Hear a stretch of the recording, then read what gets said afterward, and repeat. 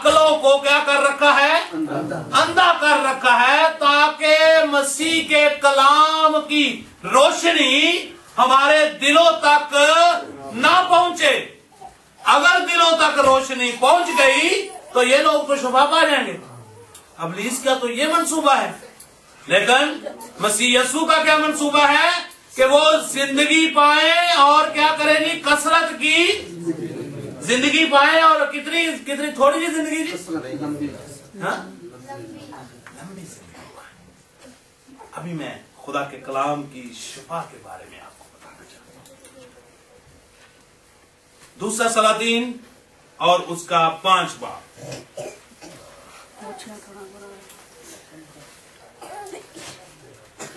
सुनिए खुदा के कलाम को गौर से।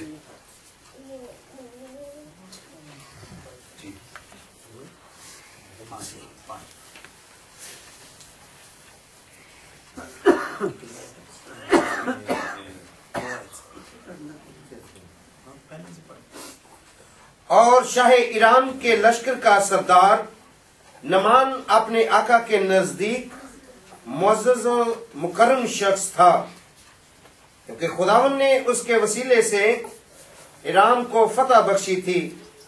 वो जबरदस्त सूरमा भी था, लेकिन कोड़ी था, और ईरानी दिल बांध कर निकले थे और इस्राइल के मुल्क में से एक छोटी लड़की को असीर करके ले आए थे। वो नमान की बीवी की खिदमत करती थी। उसने अपनी बीवी से कहा, काश मेरा आका उस नबी के यहाँ होता जो सामरिया में है, तो वो उसे उसके कोढ़ से शिफा दे देता। कलाम के पढ़े और सुने जाने पर अपनी बरकत।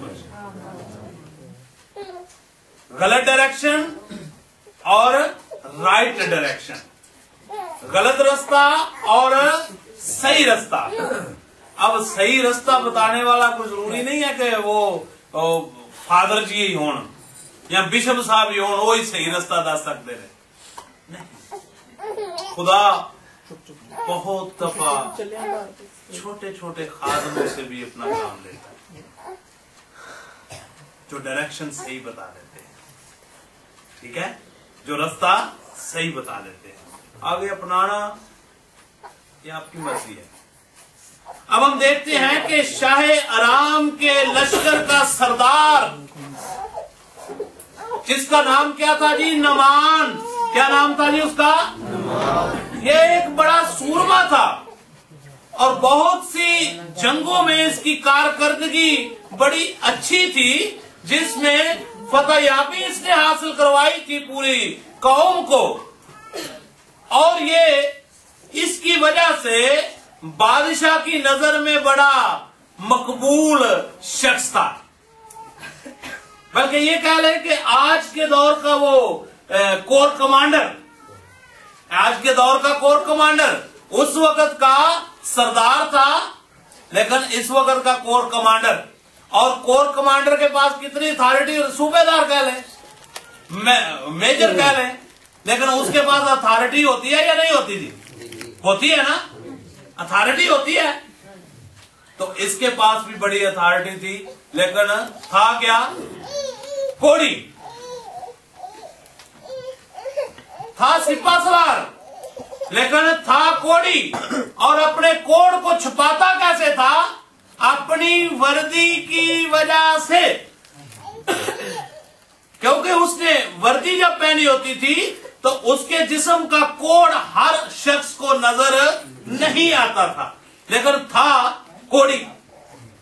आज के दौर में भी बहुत से लोग जो है ना, चर्च में भी रूटीन में जाते हैं, लेकिन अंदरों हम बोलते नहीं जी, मैं अपने तो गल आउंडे। हाँ, चर्च भी जाते, सुबह दुआ भी करते, शाम को भी दुआ करते, लेकिन अंदर से एक बड़ा सूरमा है, लेकिन अपने ऊपर लबादा होगा ओढ़ा हुआ है इसने, लेकिन अंदर से कोड़ी है। अब ये एक छोटी बच्ची को असीर करके ले आए। और असीर किसको लेके जाते थे? आज भी बहुत से लोग, कई अच्छे वफादार जो नौकर होते हैं ना, उनको साथ ले जाते हैं। किस लिए? उनकी वफादारी की वजह से। किस वजह से? ईमानदारी की वजह से और वफादारी की वजह से। और एक छोटी बच्ची को ये असीर करके ले गए जो कि सामरिया की थी।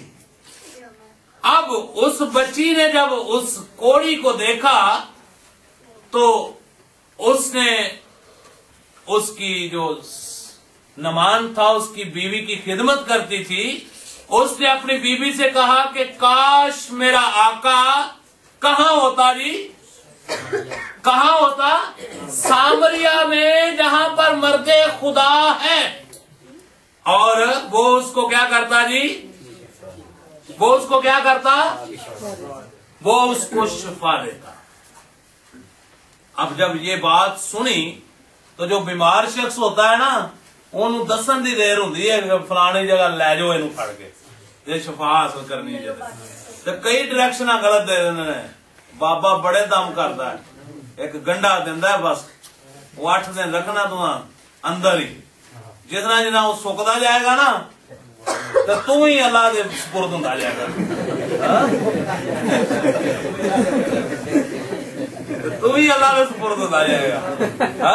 डायरेक्शन गलत बता देते हैं ना कुछ लोग।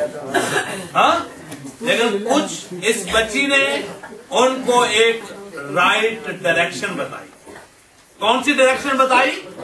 इस बच्ची ने तो नहीं कहा था कि आप बाजबूल के पास चले जाएं, आप अकरवान के देवता के पास चले जाएं, लेकिन इसने राइट डायरेक्शन बताई कि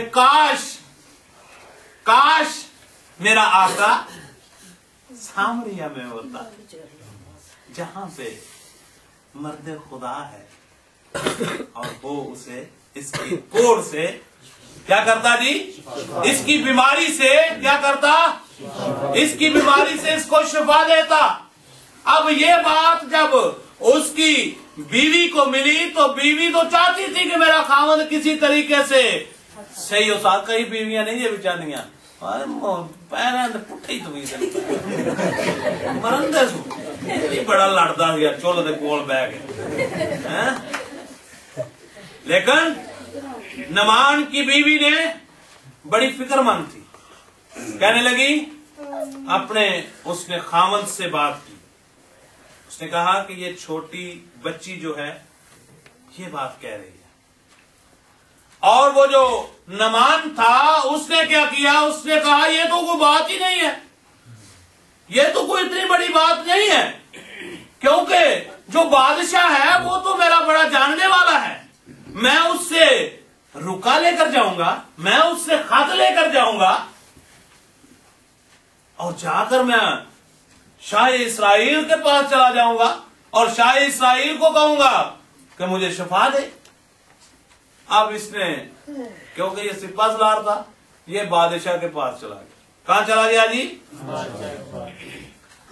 और सो अराम के बादशाह ने कहा, तू जा, मैं शाह इस्राइल को खत भिजवाऊंगा, तेरी शिफा के लिए क्या करूंगा?